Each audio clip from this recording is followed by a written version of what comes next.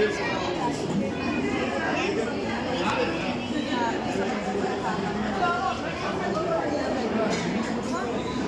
નામ શ્રેયા ભાનુશાલી છે.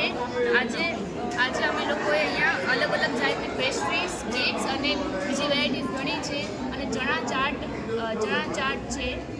તો તમે પ્લીઝ સ્ટોલને વિઝિટ કરજો અને સરની ચેનલને સબસ્ક્રાઈબ કરજો. થેન્ક યુ સો મચ બેટા, થેન્ક યુ સો મચ.